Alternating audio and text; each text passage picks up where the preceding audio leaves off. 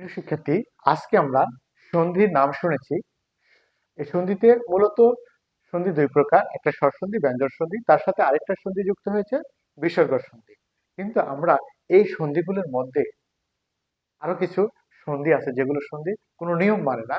সেটা হচ্ছে যে নিপাতনে সিদ্ধ সন্ধি। তাহলে কি নিপাতনে সিদ্ধ সন্ধি? নিপাতনে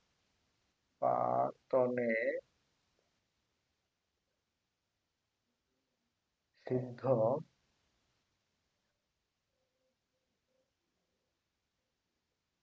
সন্ধি। নিপাতনে সিদ্ধ সন্ধি। আমরা এই সন্ধিগুলো থেকে দেখব। এই নিপাতনে সিদ্ধ সন্ধির মধ্যে আবার দুটো ভাগে ভাগ করা আছে। দেখো, একটা নিপাতনে স্বর সন্ধি এবং একটা নিপাতনে ব্যঞ্জন সন্ধি। আমরা শিখব নিপাতনে স্বর সন্ধি। তাহলে কি নিপাতনে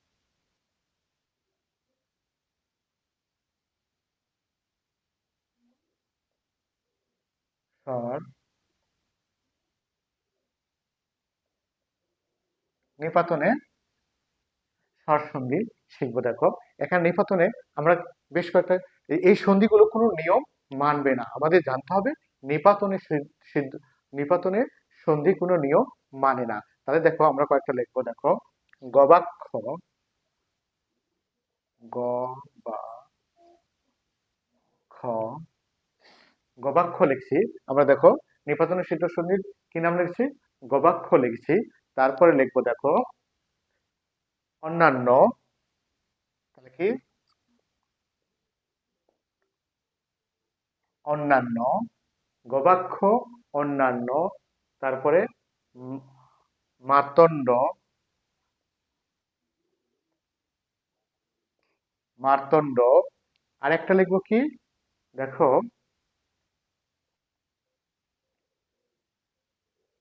পৌঢ়।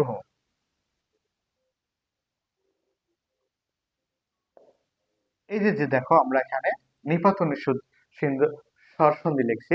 এই সন্ধিগুলো আসলে কোনো নিয়ম মানে নাই, এগুলো আমরা দেখবো। দেখো, তারপরে একটা আছে কুলোটা। কুলোটা, কুলোটা। তাহলে দেখো, আমরা গবাক্ষ, গো যোগ, তাহলে কি হবে? গো যোগ অক্ষ, গবাক্ষ। অন্যান্য, অন্ন যোগ অন্ন। তাহলে দেখো, অন্ন যোগ অন্ন। তারপরে মার্তণ্ড, মার্তণ্ড কি হবে? দেখো, মার্ত যোগ অণ্ড, মার্তণ্ড। তারপর আছে কি? পৌঢ়। পৌঢ় এর তাহলে কি হবে? সন্ধি বিচ্ছেদ দেখো, পৌঢ় কি হবে? প্রো, প্রো, তারপরে কি হবে? ঔঢ়, প্রৌঢ়। আর কুলোটা হচ্ছে যে কুল যোগ অটা, কুল যোগ অটা। এই যে নিপাতনে সিদ্ধ সন্ধি, এরা কোনো নিয়ম মানে না। দেখো, গবাক্ষ, অন্যান্য, মাতণ্ড, প্রৌঢ়, কুলোটা, এই সন্ধি বিচ্ছেদ গুলো আমরা শিখলাম যে এগুলো নিপাতনে সিদ্ধ সন্ধি। এগুলো সন্ধির কোনো নিয়ম মানে না। এরপরে আমরা শিখবো। দেখো, নিপাতনে ব্যঞ্জন সন্ধি। নিপাতনে ব্যঞ্জন সন্ধি শিখবো। দেখো, এটাও কোনো নিয়ম মানে না। নিপাতনে ব্যঞ্জন,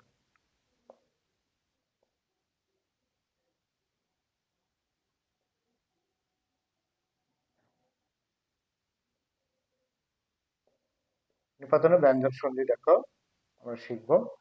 এরা কোনো নিয়ম মানে না। যেমন দেখো,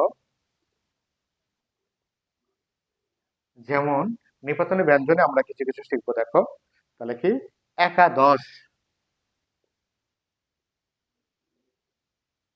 একাদশ একটা শব্দ। তাহলে নিপাতনে ব্যঞ্জনে আমরা প্রথমে লিখলাম একাদশ, তারপরে বৃহস্পতি, তাহলে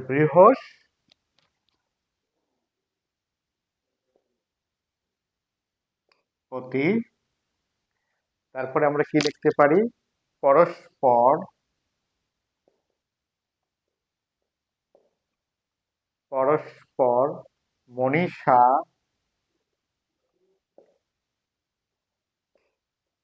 মনীষা, এগুলো আমরা নিপাতনে ব্যঞ্জন সন্ধি। তারপর হচ্ছে যে বনস্পতি, বন, বনস্পতি দেখো একাদশ, এর সন্ধি বিচ্ছেদ হবে কি? এক যোগ দশ। বৃহস্পতি হবে কি? বৃহৎ, তাহলে কি বৃহস্পতিটা কি হবে? বৃহৎ, বৃহৎ যোগ পতি, বৃহৎ যোগ পতি, বৃহৎ যোগ পতি হবে। তারপরে থাকলে কি? পরস্পর, পরস্পর হবে কি দেখো? পর যোগ, তাহলে কি পর যোগ পর।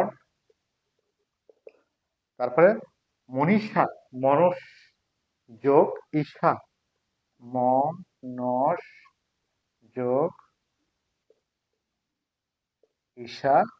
আর বনস্পতি, বনস্পতি দেখো তাহলে কি ব দন্ত ন, বনস যোগ কি হবে? পতি।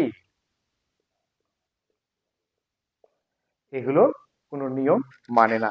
তাহলে আমরা সন্ধির যে ব্যতিক্রম আছে নিপাত নিষিদ্ধ সন্ধি, এই নিপাত নিষিদ্ধ সন্ধির নিয়মটা একটু দেখলাম।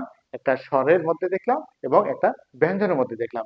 এরা কোনো নিয়ম মানে না, নিয়ম না মেনে এরা সন্ধি বিচ্ছেদ ঘটায় একটা স্বরে এবং একটা ব্যঞ্জনে। আমরা পরবর্তী ক্লাসে সন্ধির আরো কিছু জটিল জটিল বিষয় নিয়ে আলোচনা করব। আজকের মতো এখানে শেষ। তোমরা সবাই ভালো থেকো, সুস্থ থাকো। আল্লাহ হাফেজ।